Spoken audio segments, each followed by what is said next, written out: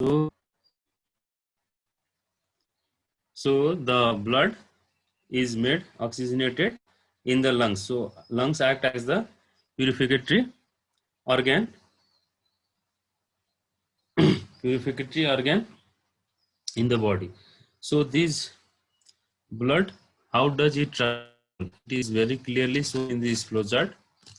If you see this flow chart, the lungs is here, both the right lung and the left lung, right? The right lung and the left lung.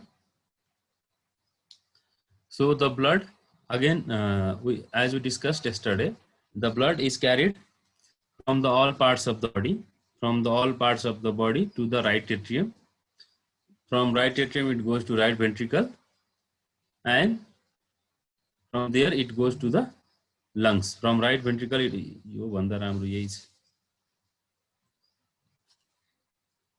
it's better to go through this, right? From the all parts of the body, the blood is powered into this right atrium, right? Through superior, this superior upper one. So it is called as superior vena cava, and this lower in one is called as inferior vena cava. Okay.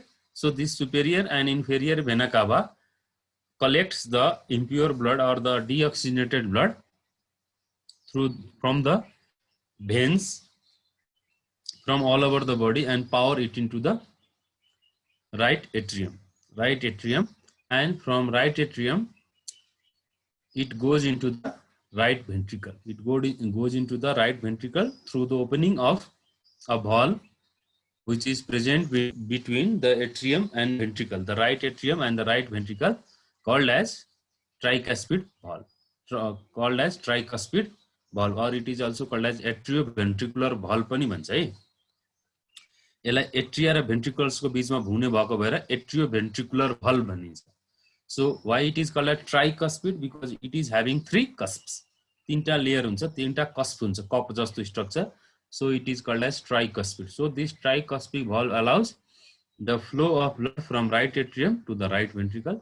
Then from right ventricle, the blood goes into the pulmonary artery. The blood goes into the pulmonary artery through the opening of the valve called as pulmonary valve. And the pulmonary artery carries the blood towards our left side. This is the left side. This is the right side. So both lungs. There is a branching of pulmonary artery. So it goes to both lungs, and there you know what happens. So let's see what happens in pulmonary circulation. We are discussing about the pulmonary circulation. Then the pulmonary arteries divide into pulmonary capillaries, right? So these pulmonary capillaries again divide into pulmonary veins. Okay, pulmonary veins, and these pulmonary veins carry the blood again to the left atrium, right?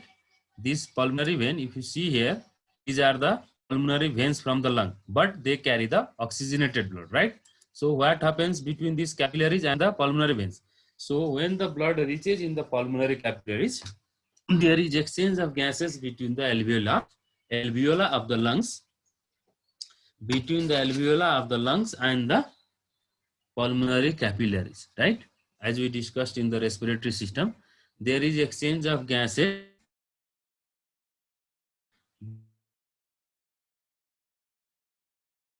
between the alveola of the lungs and the from the alveoli goes into the blood, and the carbon dioxide from the blood pulmonary capillaries goes into the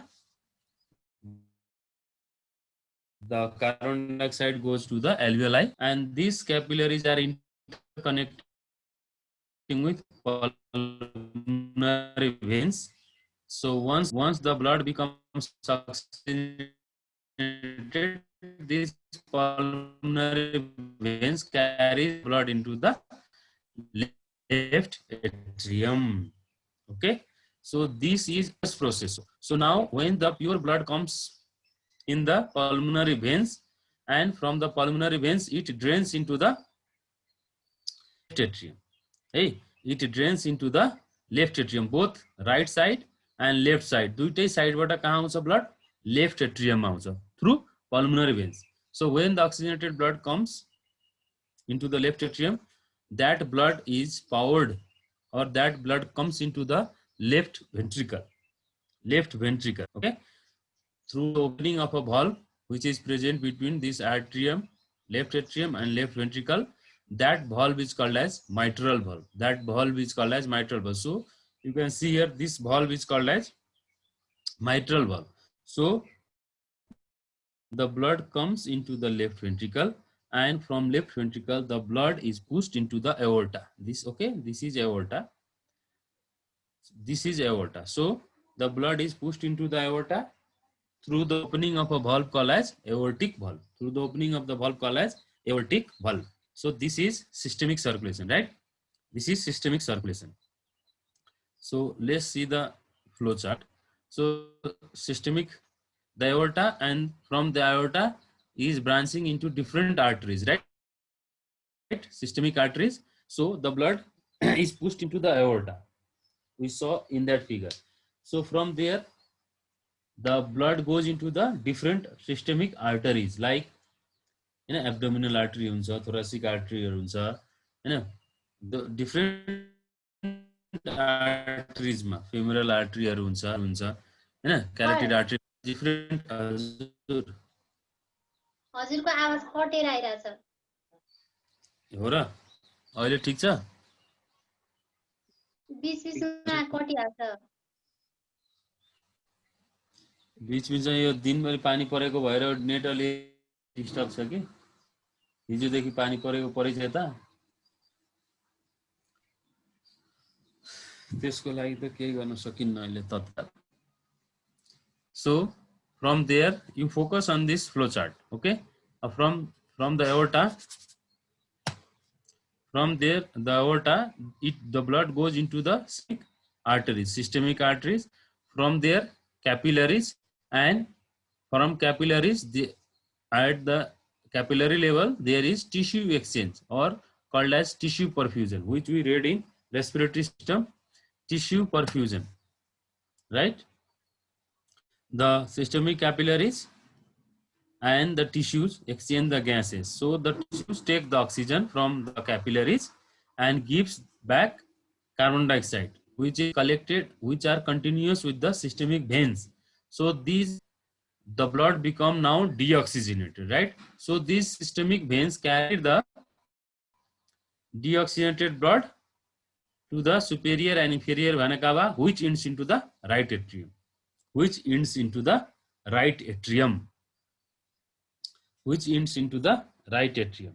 Again, right atrium बाट गयो भने left atrium बाट start भएर right एट्रियममा सुरु भयो भने त्यो systemic circulation भयो हैन. फेरि पल्मोनरी सर्कुलेसन भनेको राइट एट्रियमबाट सुरु हुन्छ, राइट भेन्ट्रिकल भनौं न, एट्रियम भन्दा नि राइट भेन्ट्रिकल देखि सुरु भएर पल्मोनरी एक्सचेन्जबाट फेरि अक्सिजनेटेड भएर आउँछ नि त ब्लड. कहाँ आउँछ?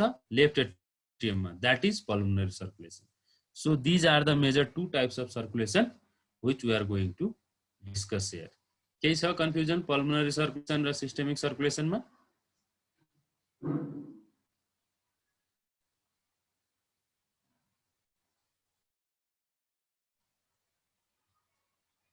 No, so you have any confusion between this circulation, pulmonary and systemic? So let's move forward, ain't it? Okay, sir. So we are talking about the cardiac valves. So as we discussed, there are mainly 4 valves. Okay. So what are the 4 valves? The mitral valve, aortic valve, tricuspid and pulmonary valve, right? Right side ma ke huncha? PT huncha, pulmonary and tricuspid, right? Or tricuspid and pulmonary, TP भने पनि भयो. उता के हुन्छ? Mitral र aortic, MA भयो अथवा AM भयो हैन. So left side ma ke huncha? So the cardiac valves and their functions contains the 4 valves, 2 atrioventricular valves and 2 semilunar valves. जुन एओर्टिक र पल्मोनरी छ नि त्यसलाई सेमिलुनार भन्छ. एन्ड जुन एट्रियमको बीचमा छ नि, जस्तै लेफ्ट एट्रियम र लेफ्ट भेन्ट्रिकलको बीचमा हुने भल्भ, राइट एट्रियम र राइट भेन्ट्रिकलको बीचमा हुने valve, these are called as atrioventricular valve because they are present between atrium and ventricle. They are present between atrium and ventricle. So tricuspid valve, already we discussed between the right atrium and the right ventricle. Mitral, mitral, or this is also tricuspid valve. Mitral valve is also tricuspid because they are having 3 cusps. Okay, so they are present between left atrium and left ventricle. नझुकिने है, tricuspid valve भनेको यतापट्टि right साइडमा हुन्छ, त्यो atrium, right atrium र right भेन्ट्रिकलको बीचमा हुन्छ हैन, र माइट्रल चाहिँ लेफ्ट एट्रियम र लेफ्ट भेन्ट्रिकलको बीचमा हुन्छ। अर्को सेमिलुनार valves भनेको they are aortic valve and the pulmonary valve. So pulmonary valve is present between the pulmonary artery and the right ventricle. Pulmonary artery and the right ventricle. The aortic valve is present between the aorta and the left ventricle. Aorta and the left ventricle. Okay. Aorta and the left ventricle. So these are the valves of the heart. Why they are necessary? To prevent the backflow of blood. To prevent the backflow of blood, right? So any defect in this valves may lead to, any defect in this blood may lead to backflow of blood. Not only backflow of the blood, they can lead to different abnormalities of the heart, different abnormalities of the heart, right? So they are very, very important. So any defect in this valve, suppose there is defect in one of the valves, for example, take aortic valve, okay? So aortic valve is present between the aorta and the left ventricle. Aortic valve is present between the aorta and the left ventricle. So if the aortic valve is not properly functioning, suppose तिम्रो each stroke volume भनेको के हो, there is cardiac output भनेको stroke volume beats हैन. So stroke volume भनेको each beat मा कति blood फाल्छ, 70 to 80 ml blood फाल्छ के, हरेक beat मा 70 to 80 ml blood फाल्छ, हाम्रो हार्टले पम्प गर्छ. So पम्प गर्यो एओर्टामा, भएन राम्रोसँग, पम्प गरिसकेपछि के हुन्छ, त्यो ब्लड फेरि लेफ्ट भेन्ट्रिकलमै झर्ने भयो नि त, हो कि हैन? So that blood will come into left ventricle. So the systemic tissues will not get enough blood. Systemic circulation मा अब enough blood त हुँदैन. So enough blood भएन भने के हुन्छ, enough oxygen हुँदैन. Enough oxygen भएन भने the tissue will become ischemic. Ischemia हुन्छ नि त, tissue ischemia भनेको deficiency or lack of oxygen in the tissue level हैन त. और atrioventricular valve opening राम्रोसँग भएन, यहाँ भेन्ट्रिकलबाट ब्लड पुश गर्यो, पुरै कम्प्लिटली ओपनिङ भएन भने पनि के हुन्छ, सर्टेन ब्लड मात्र पास हुने भयो त्यहाँबाट. सो यस्तो डिफिकल्टीजहरु आउँछ. So the valves also need to be in proper healthy state, okay? So these are about the valves.